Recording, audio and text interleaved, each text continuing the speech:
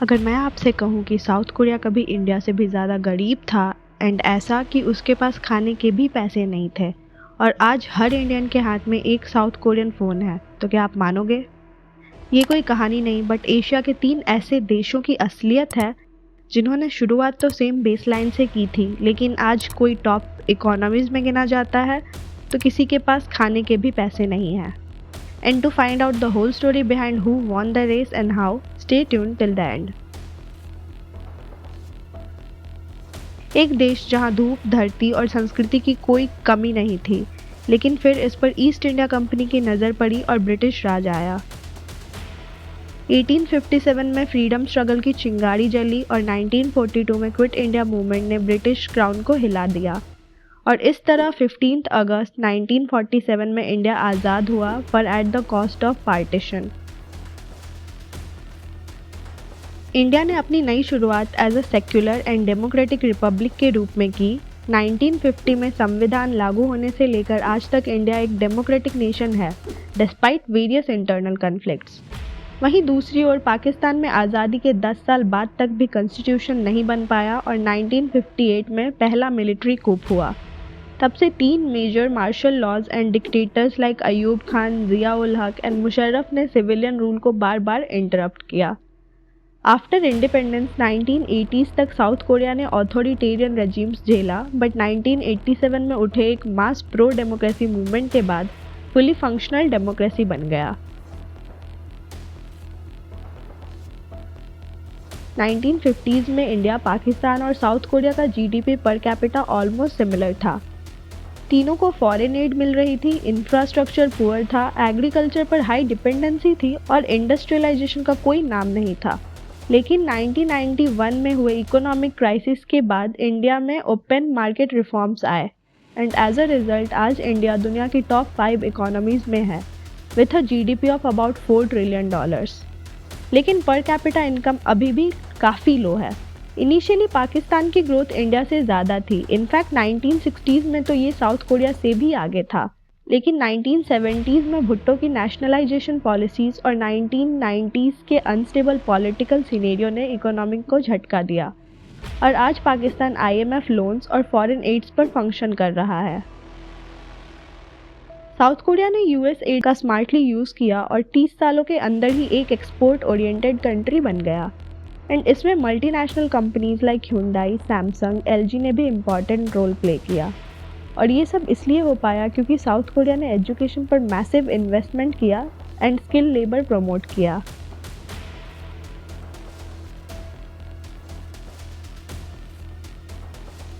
जहां एक और India medium human development category में आता है with HDI of 0.633, we have seen improvement in poverty, life expectancy and education, but inequality, health care access and rural education अभी भी एक मेजर प्रॉब्लम है।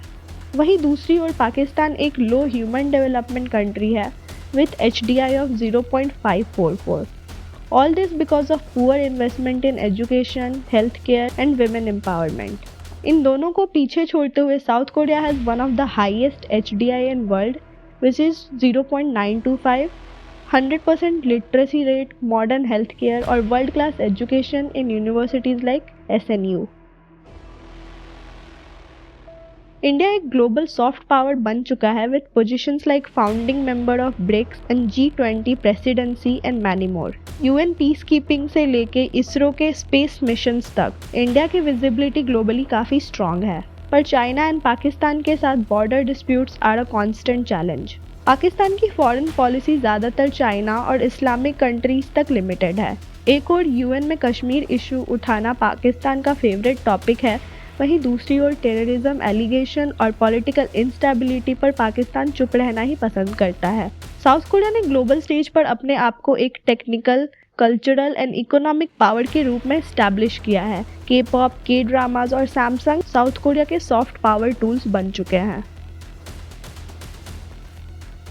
इंडिया ने लास्ट 2 डेकेड्स में technology और इंफ्रास्ट्रक्चर दोनों में ही क्वांटम लीप लिया है और डिजिटल इंडिया एंड UPI जैसी facilities are a living evidence of this development. Metro projects, high speed trains and smart cities एक मॉडर्न भारत की नींव हैं।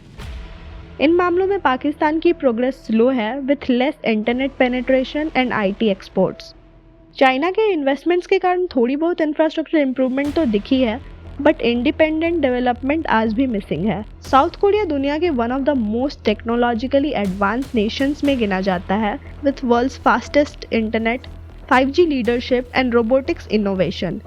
सैमसंग और LG जैसे जायंट्स और स्मार्ट सिटीज लाइक सोंगडो ने साउथ कोरिया को एक फ्यूचरिस्टिक नेशन बना दिया है। इंडिया के पास साउथ एशिया की सबसे बड़ी और दुनिया की सेकेंड लार्जेस्ट आर्मी है with 1.4 million active personal. Nuclear weapons, aircraft carriers, missiles like अग्नि एंड ब्रह्मोस इंडिया को एक अपर हैंड प्रोवाइड करते हैं। पाकिस्तान की मिलिट्री भी स्ट्रॉन्ग है, but it lacks behind in terms of size and budget. वो न्यूक्लियर पावर है and has India centric military doctrine. ISI और hybrid warfare capabilities helps them a lot. Nuclear power ना होने के बाद भी साउथ कोरिया पीछे नहीं है। साउथ कोरिया की मिलिट्री छोटी है लेकिन हाईली एडवांस्ड। नॉर्थ कोरिया के थ्रेट्स के कारण South Korea has an US back training और AI रोबोटिक्स से laced army and tools. India एक multi ethnic, multi religious and multilingual state है with religions like Hinduism, Islam, Sikhism, Christianity, Buddhism and many others. यहाँ 28 states और 122 plus major languages हैं, लेकिन caste system और socio economic differences आज भी एक मेजर चैलेंज है। Pakistan has an identity of Islamic nation with non Muslims accounting for 3 to 4% only. Minority rights and gender inequality आज भी एक सीरियस सोशल इशू है। South Korea has largely homogeneous population with majority having Korean ethnicity, लेकिन recent years में immigration, K culture और gender equality पर discussions are on rise. Toxic work culture and youth mental condition are important social concerns. So 1950s में जिस south Korea की GDP India से भी कम थी, वो आज एक highly advanced and developed countries में गिना जाता है। जहां एक और आज़ादी के बाद के कुछ सालों में पाकिस्तान की इकोनॉमिक ग्रोथ इंडिया से भी आगे थी, आज वही देश IMF के सामने कई बार लोन्स और फंड्स के लिए हाथ फैला चुका है। और 1970s में इकोनॉमिक क्राइसिस से जूझ रहा इंडिया आज टॉप 5 इकोनॉमीज में है। So who won the race? ये आंसर आपसे बेटर कोई नहीं दे सकता। So do comment it down. Also, what can make India even better and why are we still lagging behind in many aspects? Share your opinion about this in the comments. And that was it for today's video. And if it was informative to you, then please consider subscribing to Curious Bear. Hit that like button and drop your feedback in the comments and share this with your friends and family. Thank you and see you guys in the next video.